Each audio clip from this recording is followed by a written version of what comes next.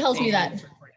Okay, awesome. So we're going to go ahead and get started, guys. And so just make sure you're all on mute. And then if there's anything that you want to chime in, you can hopefully unmute yourself. And then if not, if you don't want to unmute, you can throw it in the chat. But there is a chat feature that you can type in questions or things like that. This topic is very situational.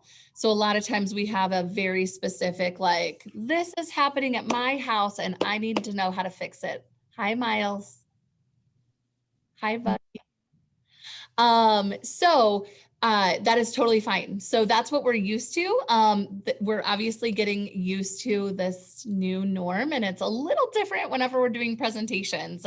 So anyway, we welcome the questions, and because our goal is just to help you guys. So I'm Tara Dunaway. I'm one of the teachers here at Barfield Early Childhood. And I specialize in autism. Not all of my students have autism, but that's just kind of one of my things. I have a passion for autism, and I love me some behaviors. I love behaviors. So this is kind of one of my favorite things to talk about. Sonia. Hi, my name's Sonia Trower. I'm also a teacher here at Barfield Early Childhood. I think this is my 19th or 20th year teaching early childhood special ed. I have a wide background in dealing with behaviors. And so Ms. Tara was nice enough to ask me to help present on this topic. It just seems to be something that happens in my room. So yeah, she's being very modest. She is very good at handling behaviors. So anyway, so she is awesome. So yeah, if you guys can just, like I said, utilize the chat. I know we had a couple people just join. So utilize the chat if you have questions. If you did pose a question on your Google form, we did add that to the bottom of this, like the end of the slide. So if we haven't answered your question yet, we'll make sure to skim through those and make sure we talk about those. But please share so that we can help you. So, and then also one other quick plug for parents as teachers. They are absolutely wonderful. If you do not have a parent educator, you should get one. They are totally free. It's through Wentzville School District, and they are absolutely wonderful. They come to my house every single month. So I love them. So that, and then we usually have about 3 parent groups per month. We have one more left this month. It's on anxiety. There's another really great one at the start of February. It's that first week in February, and it's just on developmental milestones and how it impacts learning. So, and it's by leaps and bounds. It's going to be a really, really great presentation. So just always check our website and things like that. So that way you guys know what's going on. So, okay, we're going to go ahead and get started. So behavior strategies. Ways to identify behaviors and extinguish them as quick as possible, right? That's what we all want. Like, just make this go away. I can't take it. That's our goal usually. So, okay. So who has been this parent? Had a temper tantrum in Walmart. Yes, I got what I wanted, right? me. I mean, right. I've been that parent. I feel like everyone has been that parent at one point or another. I mean, it just, there's so much pressure building. You've got people all around you and you think that everybody's judging you and everybody's staring at you. They're getting louder, so then you're getting nervous. Like, there's just so much. So the easiest thing in that moment is to just give them what they want. Just keep in mind, long-term, that is the hardest thing to extinguish that behavior, because that's what worked for them. So yeah, they're smart, and they probably were planning it on your way into Walmart. And when you talked about going to Walmart, they were like, oh, I remember the last time in the candy aisle or at checkout. So they have a really great selective memory and remember all the things you don't want them to. Absolutely. Okay, so this is probably going to be one of our biggest things that we talk about. if you take nothing from this presentation, just this is so, so important. All behavior is a form of communication. So when I have a kiddo in my room who I like to use the term losing their mind, sometimes that's what it looks like. My own children at home, you're just like, whoa, what is going on? All behavior is a form of communication. So what's going on? They're trying to tell you something. And I always put that on myself and just say, I'm not doing a good enough job trying to figure out what they're trying to tell me. So it's just they are doing it for a reason. So our job as parents and educators is to find out what they're trying to tell us, right? Some things to remember. So it's really hard. This is definitely something that, don't feel bad if they're communicating. You're like, oh my goodness, I really feel like they're trying to tell me that they're hungry or they're tired. And it's really something else that happened at daycare that they're upset about. Like, this is hard. Figuring out what they're trying to tell you is hard work. And so don't feel bad if you haven't figured it out or if you aren't doing it right. You'll get there. So as long as you keep trying, that's important for you and for your kiddo. Absolutely. Absolutely.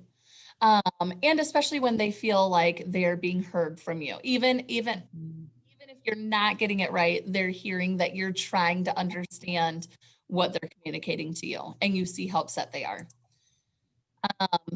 It may take several temper tantrums or behaviors before you figure it out. And several sometimes puts it lightly, like a little bit. So, also strategies. Unfortunately, a lot of times we want to say, okay, this is what I'm doing. This is going to work. I'm sticking with it, right? So not every strategy works for every child. We're going to talk about our kids, our own personal children, in a little bit, but I swear I have two children. I have Graham, he's 4, and Gus, he's 3.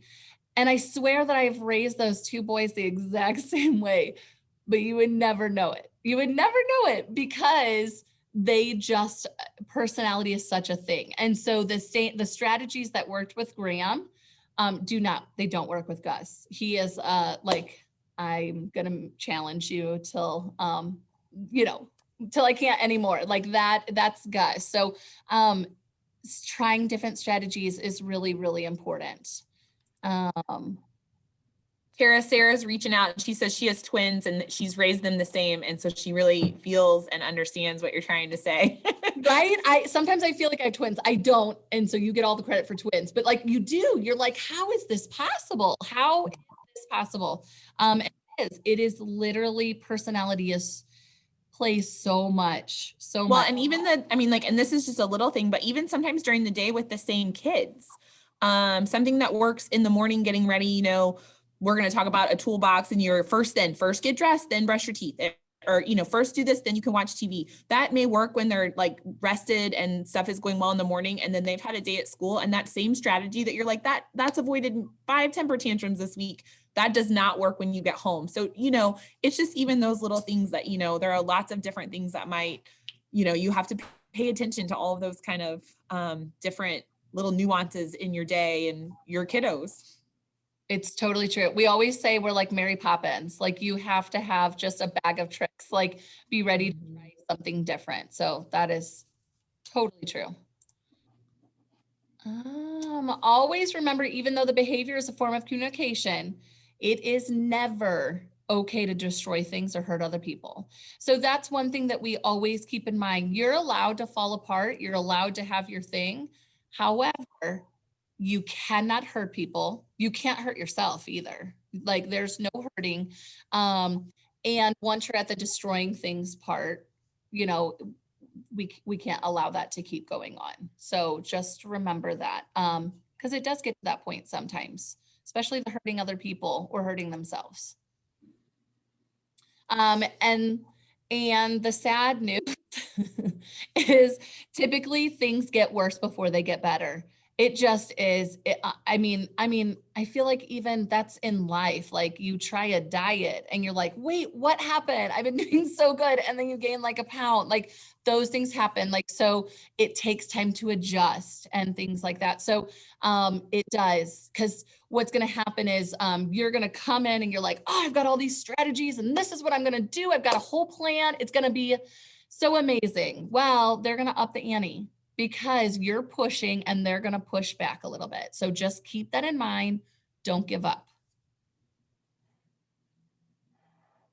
Okay. Give a strategy at least 2 weeks before deciding if it works or not.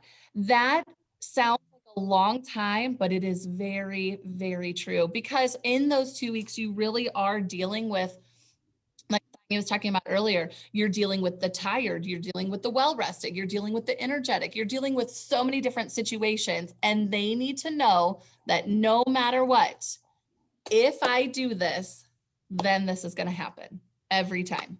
So that consistency is what is so important. So don't give up. Don't give up. It takes a lot.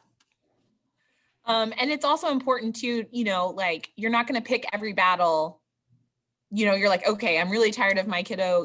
Every time I tell him to do something, he screams and hollers at me, or whatever behavior it is that you're trying to improve in your kid. You're not going to pick all of them. So, you're going to give them time if they need to fall apart for something.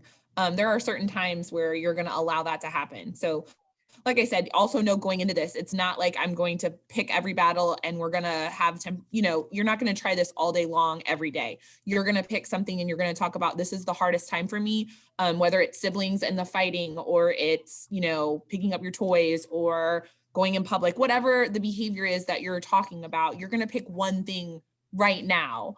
And the more you do that one thing, then sometimes it starts to carry over into those other areas. Yep.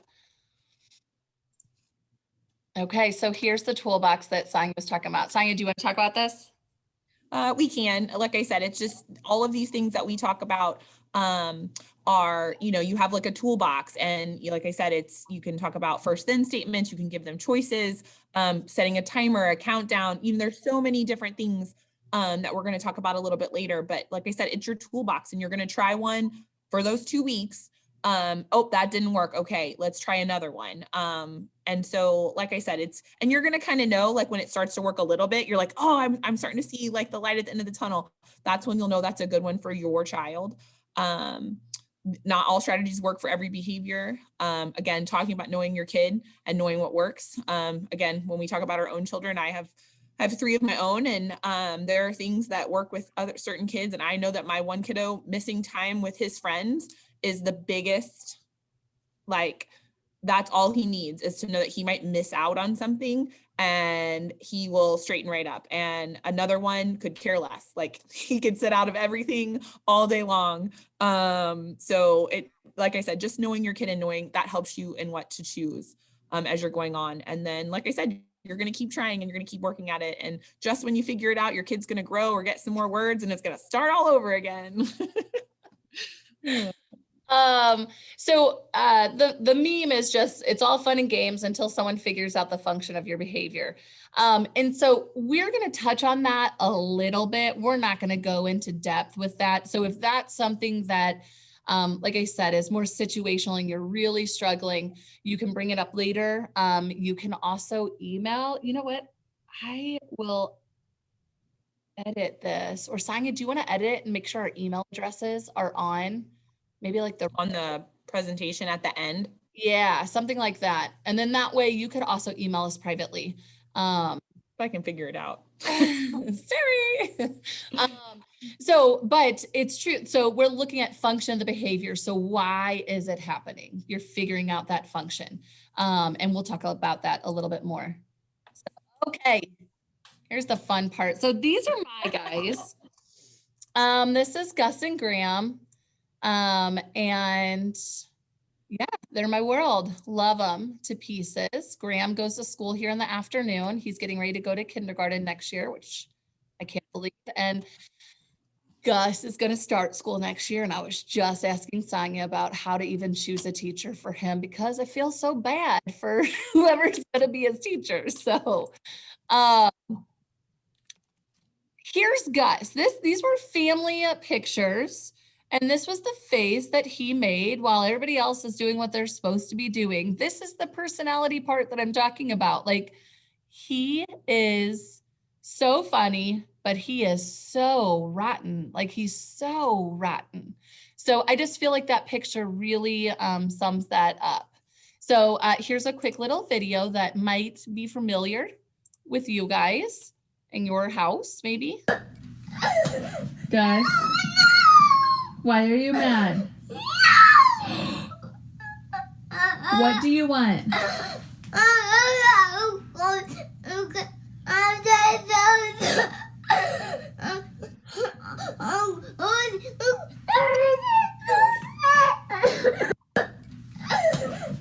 So, yeah, has anyone had that at home? So, yeah, it just, Gus was so mad he didn't even know what he wanted. And a lot of times our kids get to that point where it's not even that they're going, oh, this is what it is. And they're just so beside themselves that they cannot even really cognitively handle what is going on.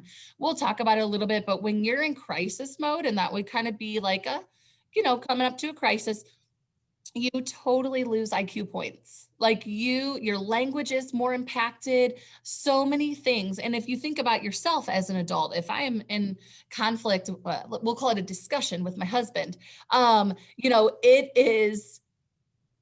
it is so hard because you're so in it that it's hard to keep your thoughts straight and things like that. So imagine being little and you're struggling to communicate anyway. So it's just very difficult for them. Here was I wonder Graham. if you can make it bigger again. I don't know if something happened while we were looking at it. Did you minimize it or anything? No. All right. Oh, no, it's big on my screen. Okay. All right. Big on your screen? Just yeah. Yeah. Okay. Right. It's just you. I guess when I went to edit the slides, I did something. So here was Graham. Same thing. I'm sure you guys are used to it. I mean, he was just losing his mind over here because his cookie broke. That's a bummer. And guess what? That is real life, because can I fix that cookie? No, I totally can't fix it. So these are things that happen and we just have to work through them. So here's Sonia's family. My family. I don't have any pictures of anybody throwing fits. Mine are all bigger. So I have a 15-year-old, an almost 14-year-old, and then a 10-year-old. And so I think the biggest thing that I'm learning right now with my children is all of this behavior stuff comes around again. It never goes away. I mean, the way that you speak to them, the way that you talk to them. But like I said, I mean, my teenage son is losing his mind right now because of hormones and things like that. So I feel myself, he told me the other day, I talked to him like a preschooler. I was like, well, I don't really know what to do. We had to decrease the language because you weren't understanding what I was saying because he was upset with me. So anyway, this is just Autumn. She's the typical oldest, the only girl. She's has a heart of gold and loves little kids. But she's as bossy gets. So we have to be reminded a lot at our house that she is not the boss, at least of me. So anyway, she's great. But like I said, we've gone through all of the things that everybody else has gone through. And this is my Jack, the snarky, almost 14-year-old, who is a learner and can't stop learning. He loves life and loves doing things. Cleaning out pumpkins is like the thing in life that he hates so much, but wanted to win the competition. He fits the middle child description pretty well. But like I said, right now, I feel like he's my one that I'm doing all of these behavior. What strategy did I work last week? Oh, I made a checklist for him that helped us get through the morning without a fit, or like, I'm using some of the same things that we're going to talk about with him. And this is Colton. He is the clown. He's the youngest. He gets hauled everywhere to everyone's ball games and life. He's laying in the bleachers there throwing a fit because he didn't get his way. So he went and like, I'm gonna go hide. So like I said, if he's not clowning, he's got to get attention somehow. So we deal with those kind of behaviors that stop talking, like stop interrupting, like some of that kind of stuff those are all behaviors. I mean, that's all he's communicating, pay attention to me. And we have to know that as his parents and then deal with it. So. Okay. So adult behavior, because this is one of the biggest parts of it. So we always think about the child's behavior because that's what the loudest and the biggest, and that's what everybody's staring at. But our own behavior is very, very important. So we have to understand that we affect children's behavior. We do. So you knowing that your presence can change a child's behavior, the look on your face, your tone of voice, like all of these things affect their behavior. So it is insanely important to be in control of your own emotions and not get caught up in the behavior, because typically, not always, probably when they get older, I bet not, but like typically it's nothing personal. Like it's just they want, they're so egocentric, like just give me what I want. And it really doesn't have a lot to do with you. Does that change when they get older, Sonia, or is it, yeah? No, I mean, because I even feel like my teenagers are like their schedule matters the most. It doesn't matter that it affects the rest of the world. Like it's what I want and what I want now. I would say the 10-year-old probably has the most logical brain right now in our household. So, but like I said, I feel like the hardest part for adults too is just understanding like the taking deep breaths to stay calm. Because kiddos read, oh, there it is right there. See, I don't have them in front of me. Sorry. No, I flipped my paper over. But anyway, it's just important that, you know, you as an adult can stay as calm as possible when a toddler or preschooler or older child is screaming and hollering at you and maybe even saying not nice things or trying to hurt you or hurt your stuff. Like I said, it's knowing that you have to stay as calm as possible, even if that means walking away. So that's important. The whole idea, a lot of times they're going to meet you where you're at. So if you are here, you better believe that that's where they're going to be. So, and some of that, especially with our younger ones, because they want to be held or they're so upset that you're holding them. If they feel your heart rate just racing or your breathing racing, they automatically mimic that. So that's why us staying calm, taking deep breaths is so, so important. And it's really great to model that and just say, hold on, mommy's really upset. Actually, last night my kids destroyed our playroom and they thought that was okay, like destroyed it. And so last night we talked about it and I was like, I need a second. Because right now I'm not feeling great. So I need to take some deep breaths. And they literally just stand there watching me like that. But it's so great because I'm modeling that and showing them what they should be doing in that moment. And a lot of times they join in. We see that a lot at school when kids are having a hard time. Let's do a belly breath. Okay. Take a deep breath in, out. Like they do a really good job of mimicking what you're doing. So this next one, keep in mind, this is really hard. And this is something that we talk about a lot with parents. And it's so frustrating, but just know this, you can't actually make your child you can't make them eat. You can't make them sleep. You can't make them pee, poop, talk, or stop having a tantrum.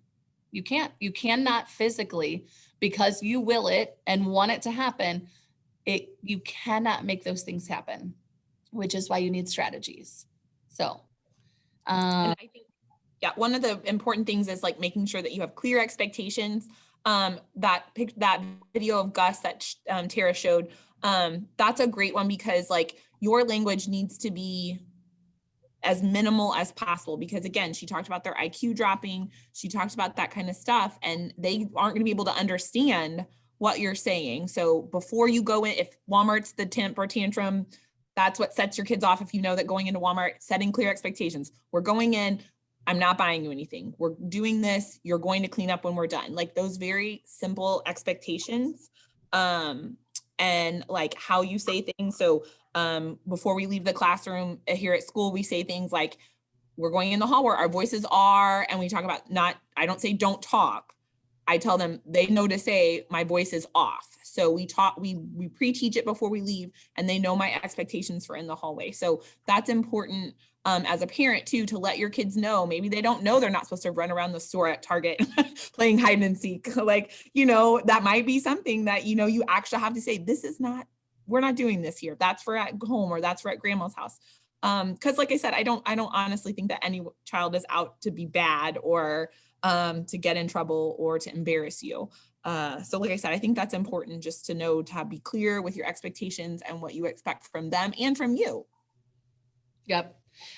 So for our notes we have on here, like some different things, some strategies is, I think one thing that's important is think ahead and have a plan. So kind of know, hey, every time we go in Target, so then if you know that, go into it knowing that that's going to happen and have a plan and stick to your plan. If your plan is, I leave my cart right where it is and I leave and I walk out, then that's your plan, but stick to it. Don't allow them to modify your plan. But pre-corrects are kind of what Sonia was talking about, just teaching them and reminding them ahead of time. When you know they're going to struggle, hey, we're coming up on the toy section.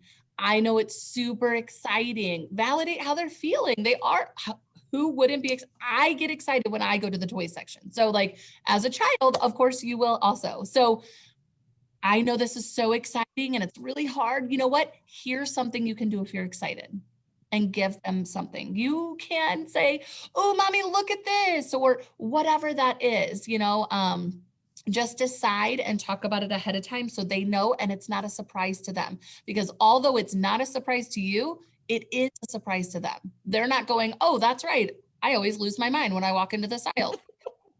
So distracting them is a good way. Distracting sometimes, especially if you are like in the throes. I mean, if it is pretty rough, sometimes distraction is just a good way out. I had a kiddo I was working with, I think I'd waited him out like 35 minutes and just to stack something, and he just didn't want to. That's just all it was. He had the ability, everything like that. He just didn't want to do what I asked him to do. And so finally, seeing that it wasn't going to budge, then I accidentally knocked over the tower. And it became funny. And then, so I was like, oh, let's see if we can build it again.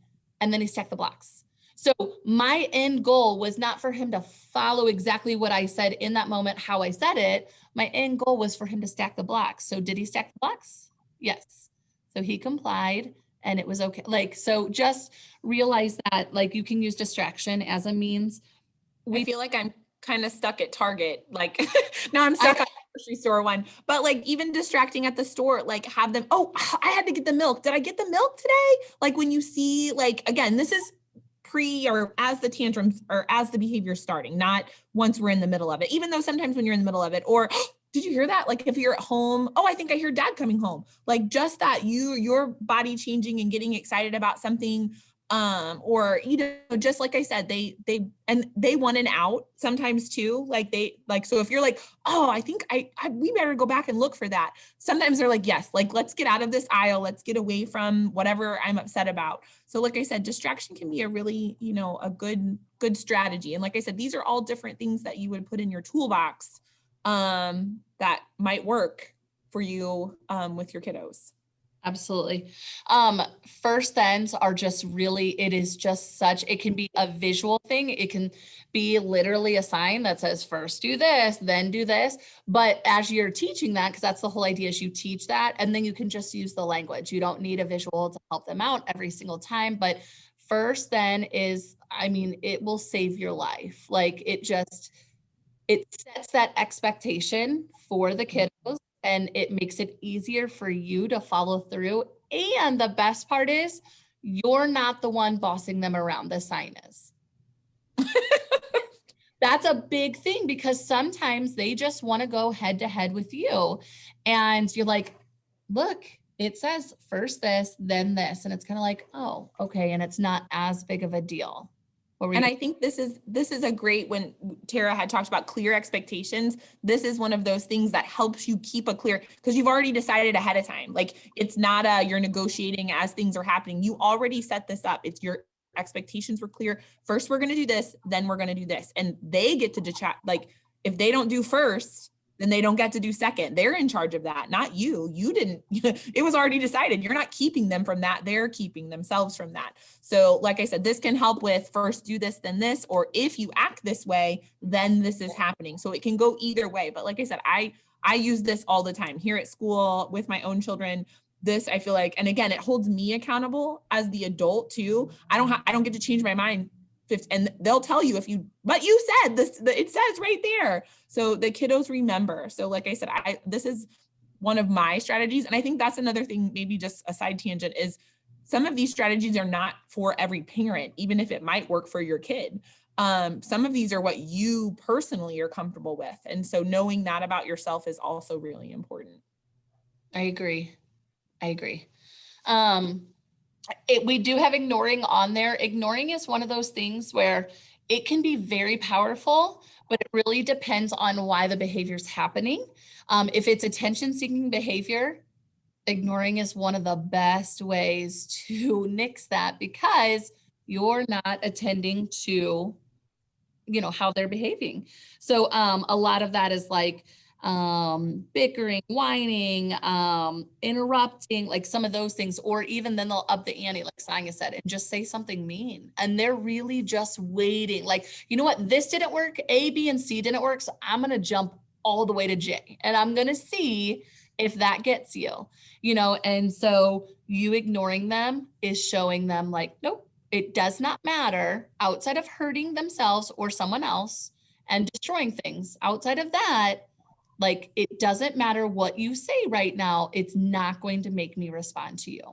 Mm-hmm. A lot of that is control, a huge control part. Ooh. Something fell in my classroom.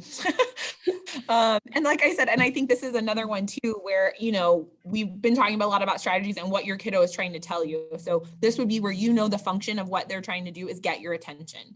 They want mom's attention, they want dad's attention, they want siblings' attention, whatever it is. So you've already figured out what they want, then you pick the strategy or what they're communicating.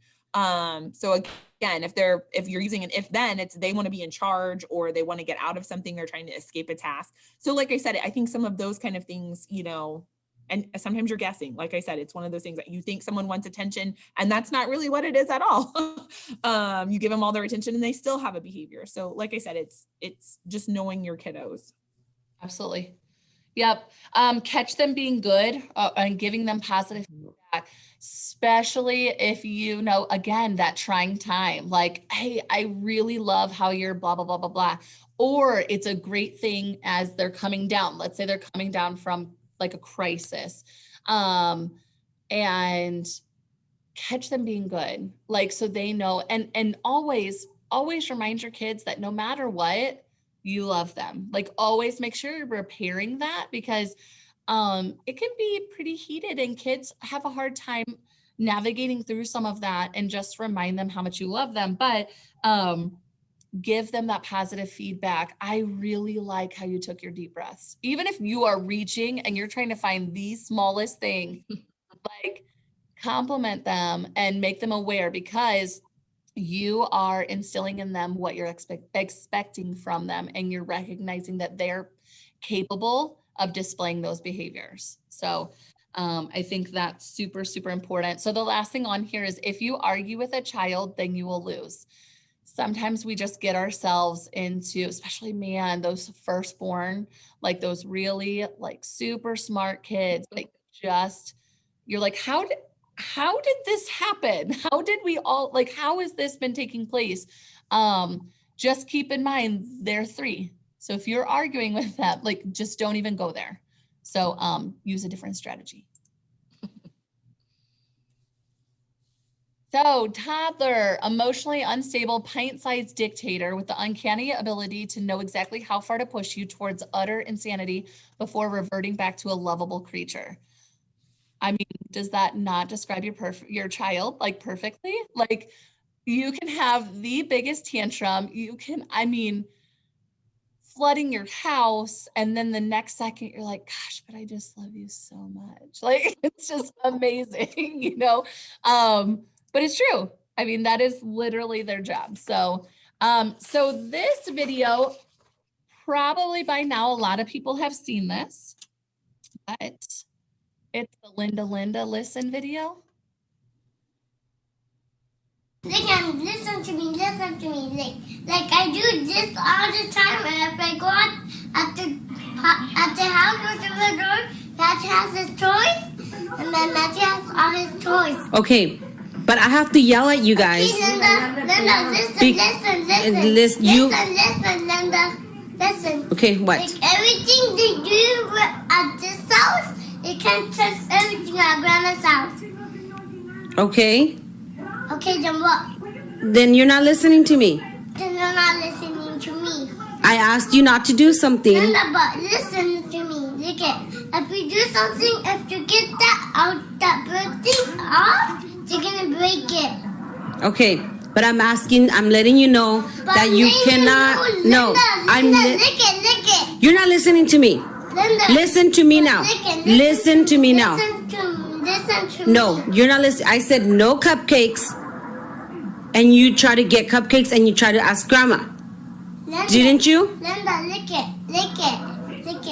If we do something right out this, if you get close, you can't even get them. You're gonna burn your butt. What's gonna burn your butt? You and Kevin don't listen, so I have to give both of you guys pop-pows in your butt. But Linda, Grandpa's gonna give you peppers in the butt. No, he's not. Yeah. I have to. You don't want me to hit Kevin, or you don't want me to spank? So if you haven't seen that video, it's great.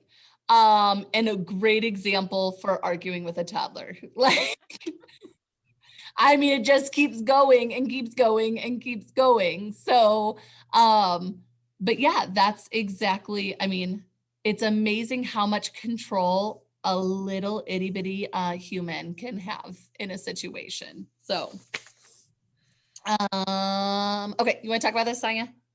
Yeah, so next we're just going to talk about some common behaviors you might see from preschooler, toddlers, maybe up to elementary.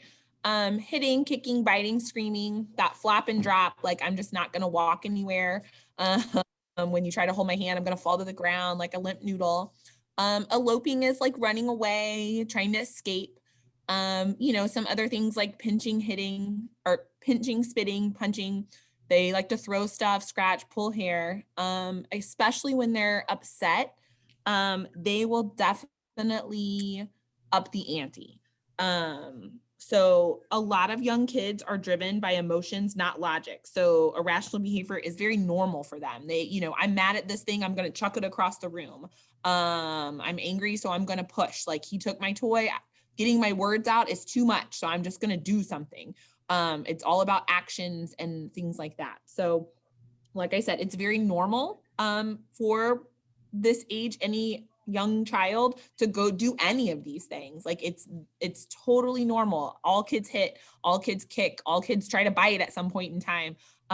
This is all normal kid behaviors. It's when they happen frequently, when they don't understand that it's not okay to do these things. That's when we talk about using some of these strategies to then help them, because they need something else to communicate what they want.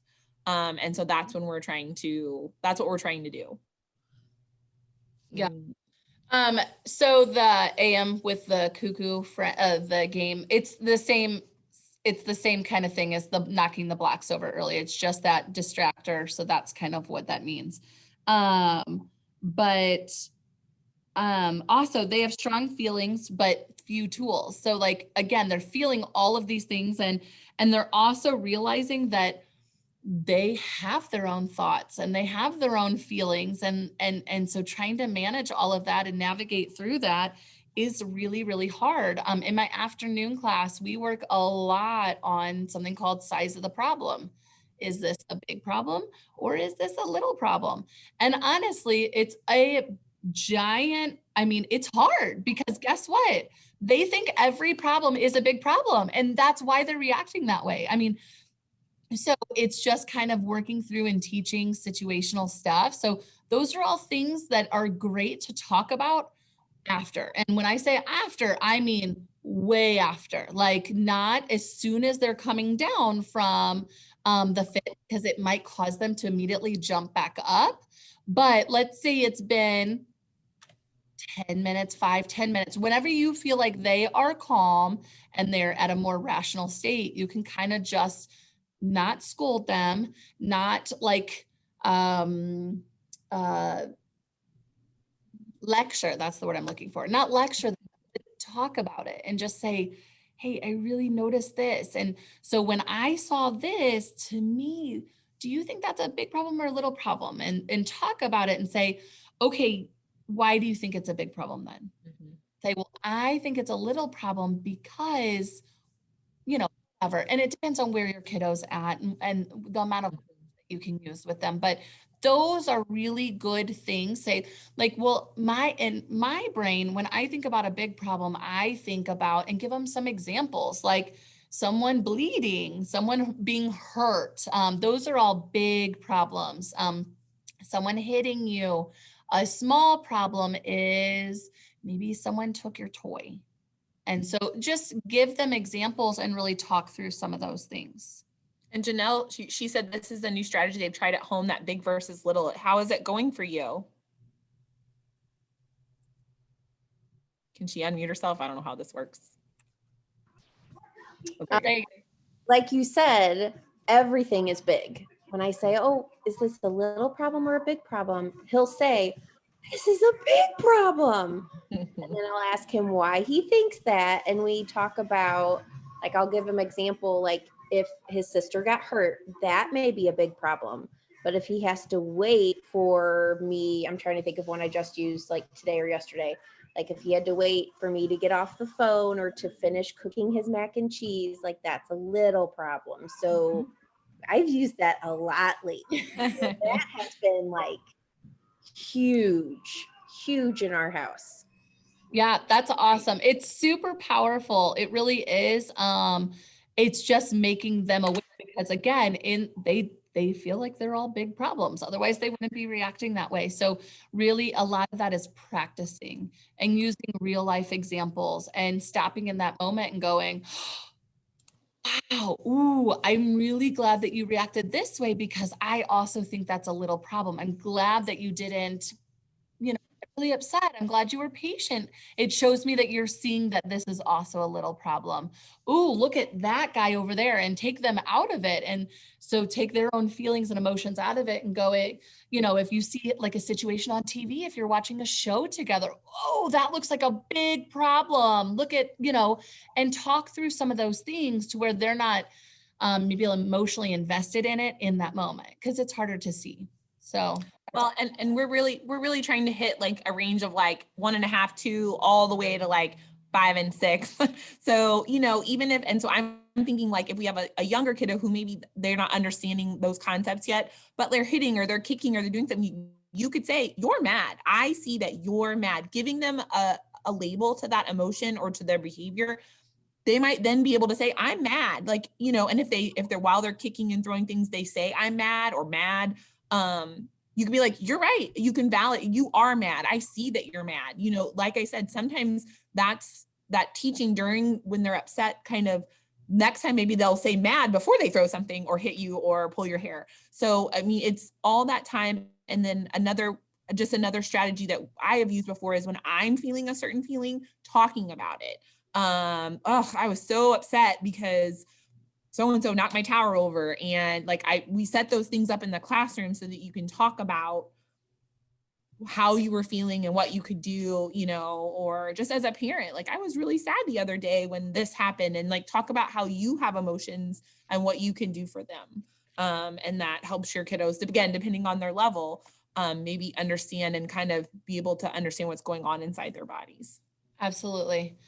Showing them pictures, showing them characters and stories that they can identify with. Like at school, we use the zones of regulation. And so the characters from Inside Out are really good examples because they're like over the top examples and kids love that movie. So it's easier for them to relate to it.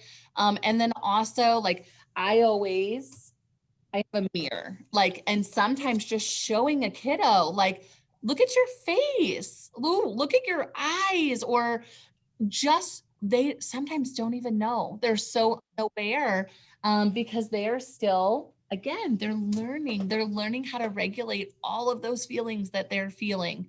And you have to teach them that, like, just like you have to teach them to read and write a bike and walk and crawl. Like we have to teach them how to handle emotions. And so how to deal with what's going on inside their body. And so it's nothing better than whenever, like I was thinking about the take the breath, my kiddos now will go, what are you upset about? Because the taking a breath was a big thing for us. So I'll go, like I physically like, and my kids know like, oh, something's happening because she's but at school, we've had kiddos go, ooh, he needs to take a rainbow breath. Like if you talk about it a lot in your household, if you're talking about it at school, the kids will start to notice it. They're real good at noticing in other children, but that means they're aware of what's going on and they do know strategies for handling those behaviors. So like I said, talking about it not when they're in the moment, but just talking about it, especially if you know it's something that they struggle with a lot, talking about it when they're calm, that helps. And like for some kiddos, really showing them what their body it looks like. I had a kiddo who, again, when he would have his fits, I would tell him, I'm like, your body looks like a tornado.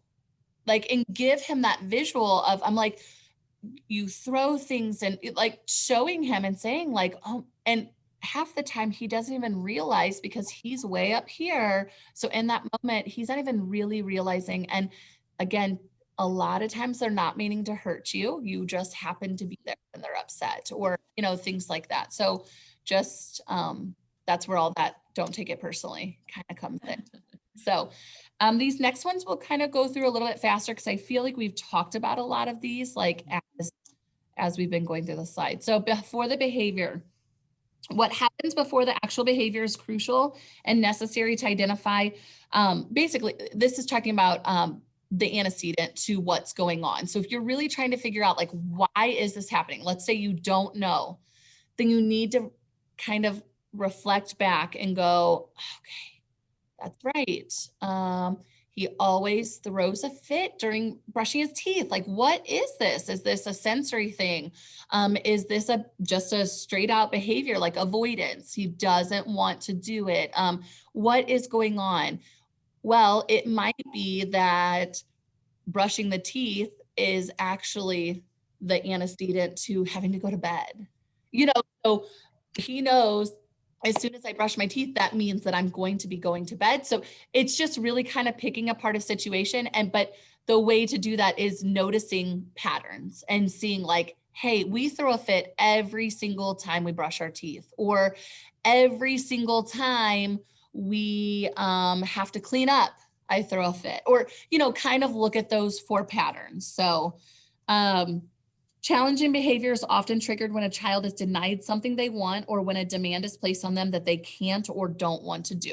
So I think most of us see that. Sometimes you have to chain backwards to figure out the antecedent before it might because it might have been building for a little bit. I think another thing that's really important, I never had thought about this before being a parent. And my wonderful speech path told me one day, she was like, listen, it's so hard to just tell your kids, all right, guys, it's time to go. And maybe they were watching a show, or maybe they were playing with something. Maybe they were building train tracks. And you gave them no notice and you told them, boom, right now in this moment, let's go. Well, because in your brain, you already knew that you guys were going to be heading out the door in 5 minutes. Your child doesn't know that. And so you spring this on them and they're just like, what? It's the same thing as if your husband just came home and was like, hey, so everybody's coming over for dinner in like 5 minutes. So can you throw something together? Like, you're going to lose your mind because you were not prepared for that. It's the same kind of situation. So they deserve the why. They deserve to know what's going on to be able to prepare for those hard times. Or you need to be ready because with no notice. Like it's just hard. You're asking for that behavior. So did we miss anything there, Sonia? Well, and just we talk about like if there are challenging things that cleaning up toys, some stuff like that is going to be really hard for them. And this is, I'm not saying reward them. So I'm not trying to say that, but I'm trying to say like have something that they like to do afterwards. So maybe it's brushing their teeth is so hard because it's bedtime. So maybe you start brushing your teeth, you set a timer and you get 10 minutes of a show or a video or something like that. And then you go to bed, or you get to pick a book and read on the couch and then we go to bed. Like if you can put something they like after the undesired behavior or the undesired activity, sometimes that's just a huge win because they'll get through the thing that they don't like to get to what they want to do. Not a toy, not food, not a reinforcer or not a reward, but just something that they like. And then just like choices are like, if you know something always sets your kiddo off, like getting dressed in the morning or whatever, offering a choice, giving them control to things that they like. Maybe they don't want to go to school. Maybe they don't want to get up and go to the babysitters, but it's not a choice. Like those things have to happen for our lives to happen. However, you can give them a choice on, do you want to wear the red shirt or the green shirt? Do you want to wear your car shoes or your PJ mask? Like you can pick though, they can be in charge. And do you care? Nope. They got a shirt on, they got pants on, they got shoes on, done. So, I mean, those are all things when you know that a behavior is going to happen at a certain time, because it happens a lot. That these are things that you can do, simple little strategies that might alleviate the bigger problems coming. And what Sonia said about the choices, it's very important to just always remember, you need to give them choices that you're okay with them accepting. Like, Yes.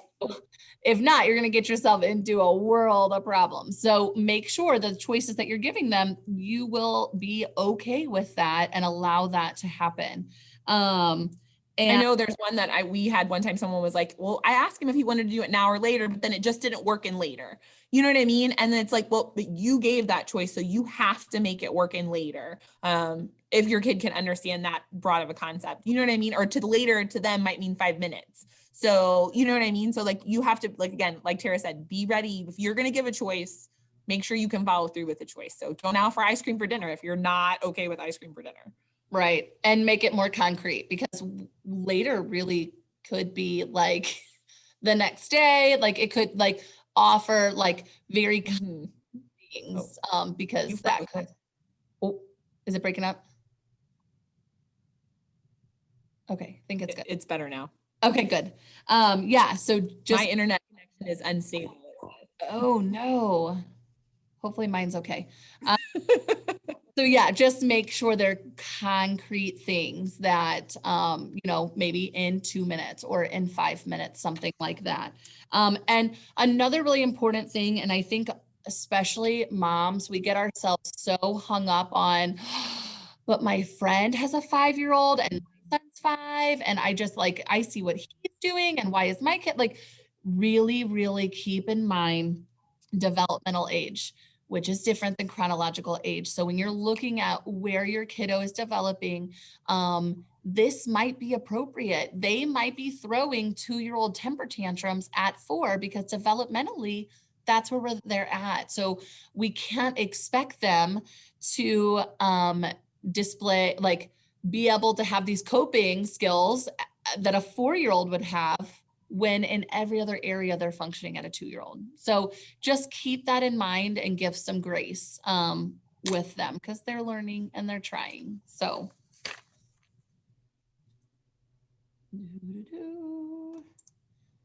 Okay. During the behavior. So you've done everything you can. You've given choices, you've set a timer, you've done all the strategies beforehand, and they still have a behavior. Which is going to happen. Like, yes. That's going to happen. So, so here you go. Here's like a little action plan. Like, acknowledging the feeling and naming it is super huge. Like Sonia talked about earlier. Don't allow physical aggression, things like that. So you've done all these things. So you make the task or demand easier to accomplish it successfully. So that's a huge thing. If your kiddo has, last night, my house, they destroyed our playroom, destroyed. It is also completely ridiculous that I think that my 3-year-old would be able to clean up an entire playroom, that if I cleaned it up as an adult, so probably pretty efficiently, it would take me an hour. That's not appropriate. So yes, they shouldn't have destroyed that much stuff. Like, I get all that. But that's not where we were at. We were in the mix of it, stuff everywhere. So just making that task easier. So helping them, saying, you know what, once you fill this bucket, you're good, or whatever that looks like, whatever works for your family, but minimizing that task because they're still following through with the demand that you placed on them. They're cleaning up in this example. So just keep that in mind. For sure, use few words. If they're in crisis, so they are unable to process that language like we talked about. Do not offer rewards, treats, or prizes to a child if they comply or calm down. I think that's a big one that a lot of us are guilty of, you know, in Target, in Walmart, or dinner. Oh, dinner time. Like, and just going, well, you know, come on, like, if you just do this, then you'll get dessert. Okay, well, guess what? You just asked for that exact situation to happen every time you have a meal. You're inviting that, you know, because you're teaching them this is what's going to happen. And then it's kind of like a first then. First, I throw this fit, then I get my dessert. So, yes, that's a big one. So ignore inappropriate behavior used to get attention or to obtain something that was denied. Be consistent and follow through. That is the biggest, is just, even if you think you're doing it wrong, stick with it. In that moment, you already set those expectations and you don't want them to be confused. They're relying on you to be that steady person and to mean what you say. So. And that's why some of those clear expectations at the beginning really come into play when you did all the right stuff and the behavior happens, because they're little and their bodies, it's just going to happen no matter all the things that you do as an adult, you do right. So if you've already stated, if you do this, then this happens, or you have to clean up 3 things, like that's what all you need to say to them. You don't need to have a big long conversation. And I told you every time, you know, there's no reason for all of that to happen. You stay calm and you say, when you pick it up, then I'll get your juice. When you do this, this is going to happen. I ask you to get your shoes on, you know, things like that. You just give them very basic, you put one shoe, I'll put one shoe, you know, that's a way, but it's a super simple, like, keep your language as simple as possible. And just restate some of that stuff over and over again. Cause it's not like they don't know, they already know. Right. Yeah. Just don't turn into your mother. That's just what, don't allow yourself to lecture and all of that kind of stuff. Just very simple. First do this. And that's what we do in the classroom. If they're throwing a huge fit, it's first this, you know, first calm body. And yeah. Well, and this is, and again, when I talked about my own children, like and you know, the chaining backwards, when we talked about figuring out what happened, you know, I'm doing this still with my older children. Because like I said, one is snark and his behavior looks very different. I'm not getting hit or pinched or any of that kind of stuff. I've got snarky attitude, refusals to do chores, all of those kind of things. Well, you know, if I realize, oh, as soon as he got out of bed or he walked in the door, I gave him 5 demands. Like, it was me. I realized what was causing his upsetness with me. And we're figuring out strategies to deal with that because he felt like I was attacking him. But like I said, I also have to be calm with what I'm saying to him. And be consistent with, like, if you do this, this is what's happening. If you don't do your chores, you lose your phone. If you don't do this, this happens. And he knows what's happening and he's in charge of that. And so, like I said, it's just those kind of things that all of this, it doesn't go away when they're done being 5 and 6. Like, it just keeps going. okay. So after the behavior, after all of it, and you made it through, this is super important. So on the adult side, like, what you need to do, give, like we talked about this earlier, just make sure they know how much you love them and give them attention when you're both calm, be consistent. And then when you're there, reflect on it. Like, when we're fully calm, kind of talk about it. So this is you as an adult thinking like, hey, sometimes I process through with my husband, like, okay, I'm out of this mix. Like, what could I have done different? Like, because that did not go the way that I wanted it to go, you know, something like that. So reflect on that. With it. And we kind of missed earlier talking about making sure mom and dad are on the same page. Oh, yes. Parents, we didn't really talk about that earlier, but you know, whoever, parents, grandparents, whoever is dealing, that has to make sure everybody knows, like, I'm not going to walk in and offer goldfish to get your shoes on if dad's already said there's no snacks happening. Like, making sure that we're on the same page. I know we try that really hard at school, but this is a great time as adults when you're reflecting afterwards. If you are talking to the other parent or the other teacher, that you guys can, oh, you know what, we probably could have done this differently. So just helping be on the same page. Yep, absolutely. So your child's going to be exhausted. I mean, I've had my kids fall asleep. I've had students fall asleep. Like, it's exhausting to feel like that for a long time, especially. But they want the love. They want to know that you're there. You're still there. You're not leaving them no matter what. So, they will try the behavior again in the future. Know that it will happen. And if they're not totally de-escalated, then they could go right back into that crisis. So just make sure you are fully calm, because it does happen. So. Sarah says that's encouraging. Ha ha ha. Yes. Oh, goodness. Oh, okay. Anything else on this page, Sonia? No, I keep messing up what I can see. No, I don't think so. Okay. All right. So here's some resources. So conscious discipline, Sang is like fully trained in that. It's wonderful. They have some really great strategies. What, you look confused? Well, this is where I put our contact info on this slide. So I don't. Well, it looks like it showed up. So Okay. No, it didn't. I'm just joking. Oh, I know. I don't know why it's not there. Oh well. I'll make sure. Maybe because I have to reload it probably. Oh, okay. All right. It's on this slide. Okay. So conscious discipline's great. So check out that website. Just some of their breathing strategies, like one so well for one of my kiddos. They had this little thing where on one side, mine's broken, so it didn't work for a different kiddo, but it was a pinwheel on one side and a flower on the other side. And so for like a lot of my morning friends or friends who are just already so escalated, it really helps give them that visual of teaching them how to take a deep breath. Because remember, if you're trying to teach breaths and kids are like this, well, that is just going to it's going to get so much worse. It's going to escalate them. They need deep belly breaths. So on one side, there was a flower. So it taught them to smell the flower, turn it, blow the pinwheel. They're blowing out all that air. So pinwheels are super great for that. Plus they're visually stimulating and they distract you. I mean, there's just a whole, pinwheels are great. But anyway, conscious discipline just has a lot of really nice things teaching you what to do with your body. And it's okay to feel this way. Here's what you can do when you are feeling this way.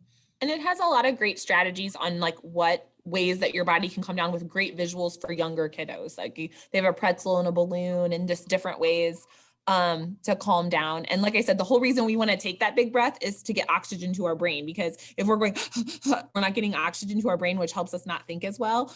So that's the whole, like, we don't just want them to take a breath so that like there's a scientific reason why they want everyone to take a big breath. Right. Right. Love and Logic. I think this is either next month or the following month. We also Love that's great. Logic, parent group. Love and Logic is amazing. And I've heard it's been great and like life-changing for not just kids, but like even adults, that it's like saved their marriage because it helped people get on the same page or learn to co-parent much better. Love and Logic is wonderful. So anyway, just here are some resources on here, and our emails are also on there when I at some point. Yes. So some of the questions from parents, how to handle tantrums when you said no. So I think it depends on like kind of more situational, what's going on. Hi, Colette. But a lot of times just giving that, just reminding them like, okay, you've already said no. And so they're having a temper tantrum, just reminding them like, first we're going to do this, then this, or depending on what level they're at. I hear what you're saying, and I understand that you want to do that. Now it's not the right time. Let's see if we can figure out a good time for you to do that. So it's not a no, never, it's just a no right now. So it really depends on like how old your kiddo is. So if you happen to be on the call right now and this is not a good answer for you, like either type in the chat or unmute or something, and let us know, because I think it really depends on that. Ooh, you might be here. It's from her twins, she said. It's okay. 3-year-old twins. Yes. So I would just really work on those pre-corrects, talking about it ahead of time, especially if there are things that you know, but you might get to a point where it's ignoring or your safe spot in your room. There's your safe spot. You're going to hang there. When you get yourself together, you can come back out. Like, so I don't know, Sonia, I feel like it's super situational, but what are you thinking? No, I agree. Like I said, it's one of those things where, it depends on what the no is about. If they're asking for ice cream for breakfast, then, no, it's not the time. Like, and them just understanding no and yes. And yeah, it just depends on what you're saying no to. Yeah. But like I said, and finding out, like, is it because they just want it, or are they wanting your attention with it? Like if it's a game or something like that, well, maybe mommy, we can do something different. Or are you saying no because brother has it? Well, that's, he has it. You have it in 5 minutes. We can set a timer. I mean, there's all kinds of different things that you could do, just depending on why you had to say no to start with, and say yes sometimes. Yes.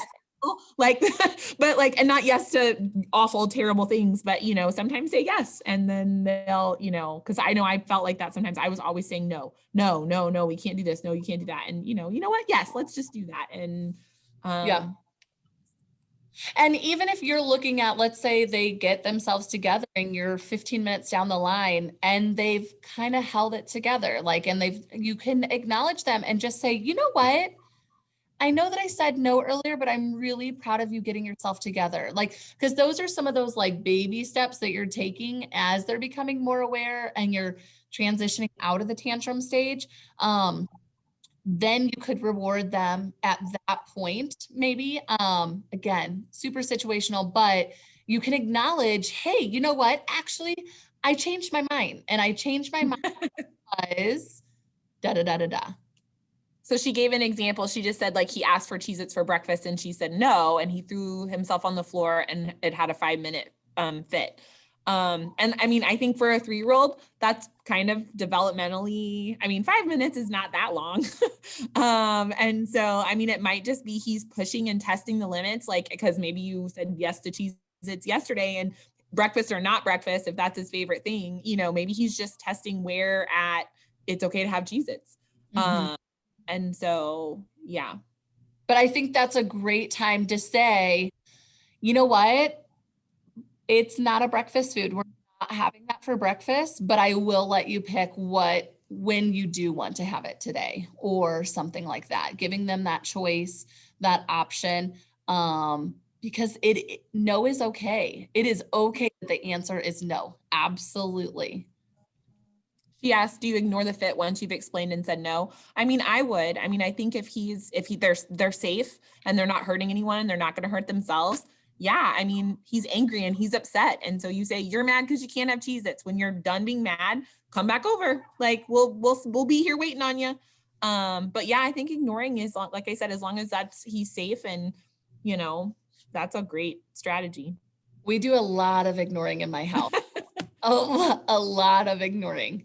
And like to the point where like my kids can actually say, well, Gus, when you get your life together, you can come back to the table. So, I mean, yes, we do a lot of that. So, and every once in a while they do need those reminders. Like if they're still like having a hard time, I see you. Remember, when you're calm, then you can come back to the table or something like that. So,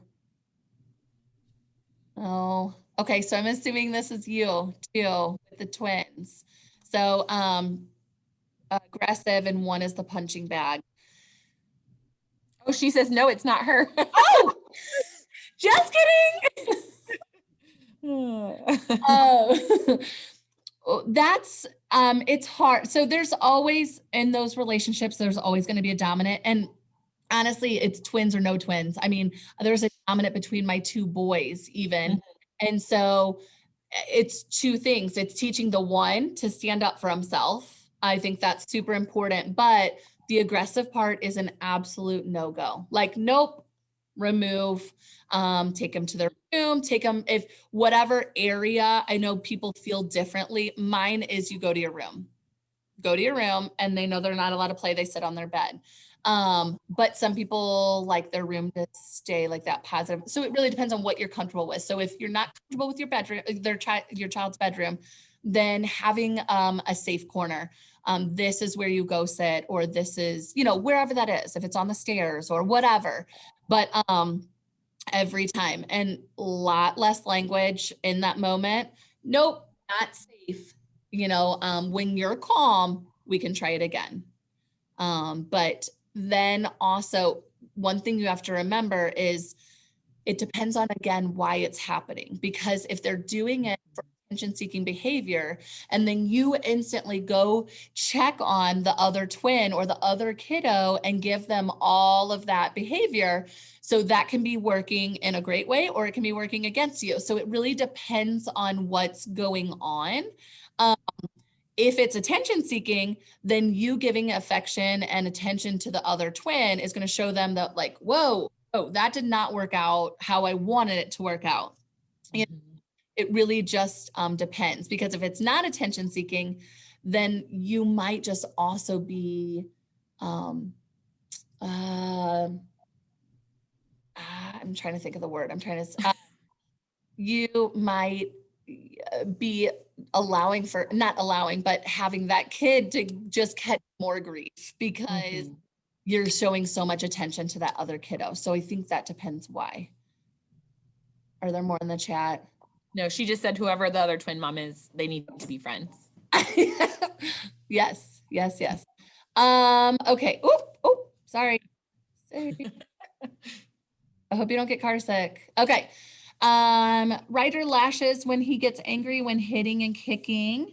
I have wanted to do a calming corner with feelings posters, but unsure how to get Ryder to use the space when upset. So that is wonderful. So every one of our classrooms here has a calm corner posters. We love posters because they're visual. Keep in mind, if they're super upset, a poster could totally get ripped off the wall. So all my stuff is laminated because, I think of why they're using that calming corner. So keep that in mind. There's tons of great stuff on Pinterest to teach you different things to have in your calming corner and all of that. But with a calming corner comes pre-teaching and teaching also in the moment, but it's teaching ahead of time, making sure they know why you have this area. Talking about my calming corners right here. I wonder if you can tell me if you can see this, Anya. Angle down a little. Yeah, we can see it.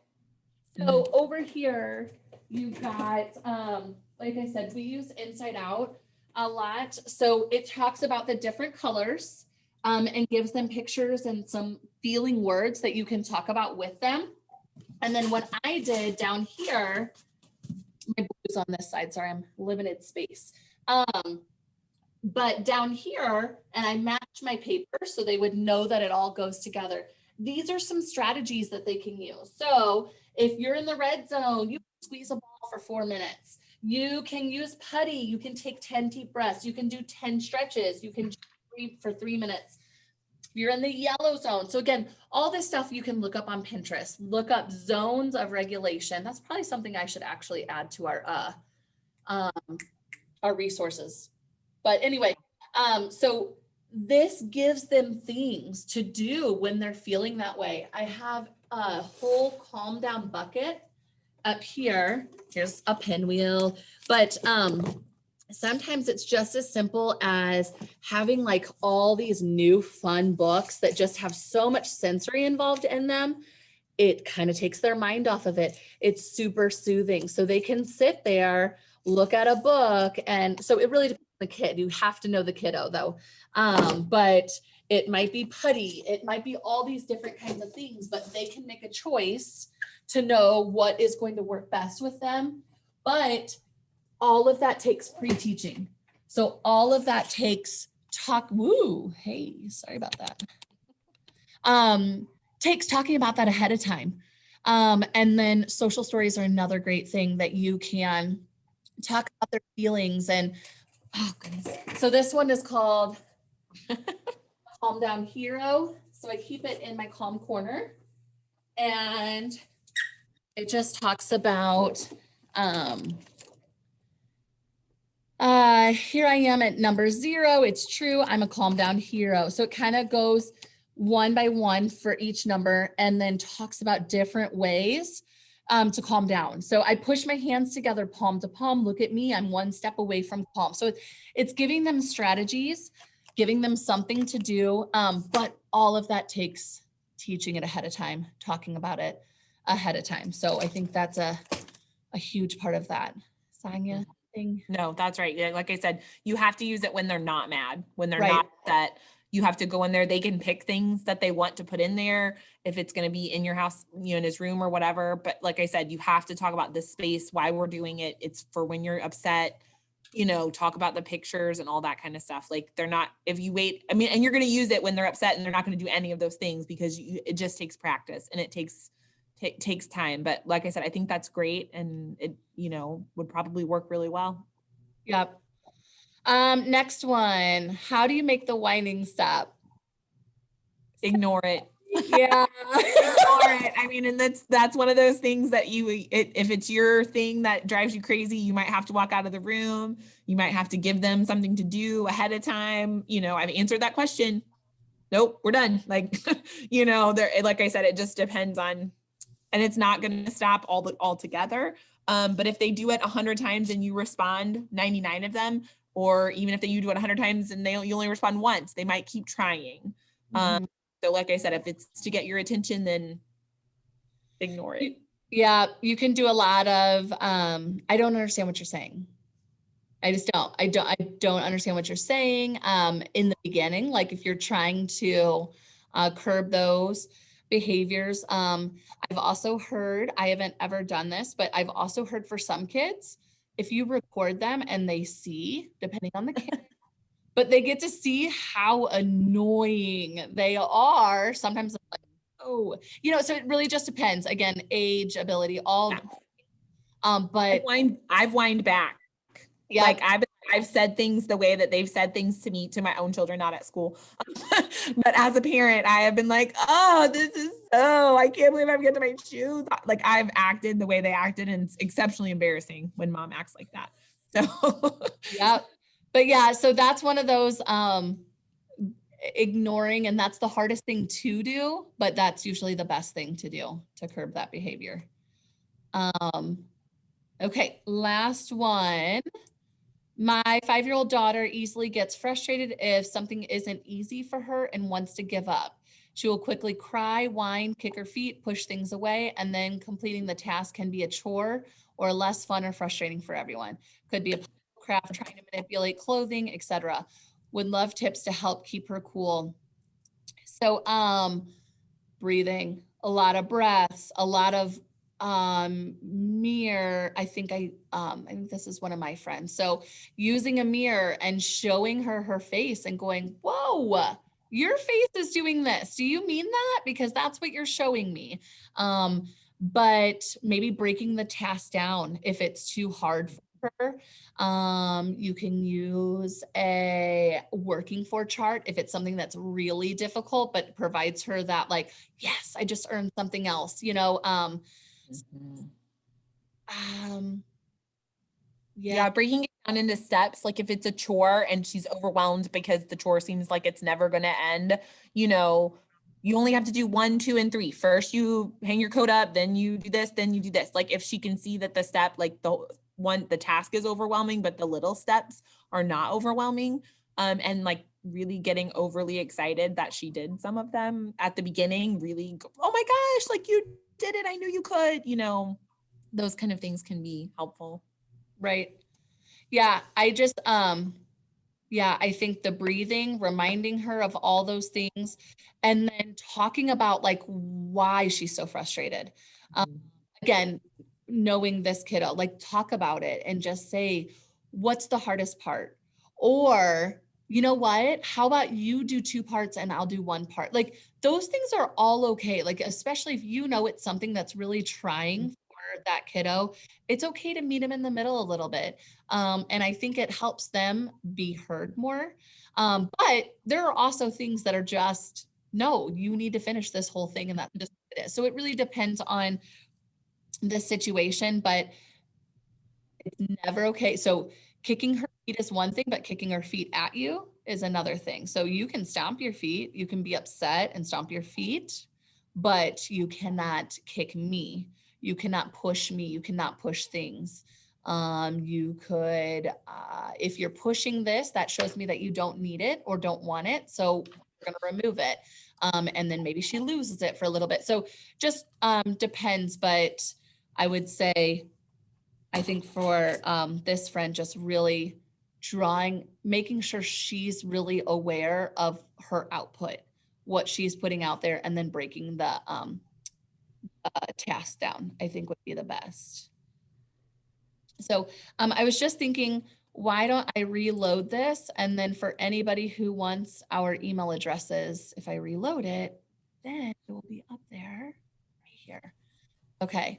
So here it is, if you can see it. So mine is Tara Dunaway at wsdr4.org. And then Sonya's super fancy, and her name is spelled Sonja, our TROWER at WSDR4. So Wentzville School District R4.org. So, but I promise, we have seen or heard it all. I like 100%, nothing surprises me, behaviors, things like that. So we love to help. So if anybody has any other questions, you can unmute or you can throw it in the chat or you can email us privately. But yeah, thanks for joining us. Yeah, thank you guys for coming and listening to us. Yeah, hopefully we were able to answer some of your questions and help you kind of troubleshoot through some of those trying behaviors, and just know that yeah, it's hard work. Like being a parent is literally the hardest thing I've ever done in my life, ever. So and also please check yeah, you're right, amen. But Addie and myself and some of the other parents as teachers girls, we have scheduled all of these parent groups. And so if they're past ones that, like, if you're a new family to us, or if you're new to parents as teachers, we have an entire library of these. We do record them, and that way they're saved. So you can go back and watch any of them. There's sleep, there's pediatric dentists, picky eaters, there's all kinds of stuff. And then we have some great ones coming up. So check them out. And yeah, that's it. So is that it in the chat, Sonia? Nothing else, right? Yep, they just said thanks, and okay. Glad we could be helpful. Okay, perfect. All right. Well, thank you so much, guys. Thank you. Bye. Bye.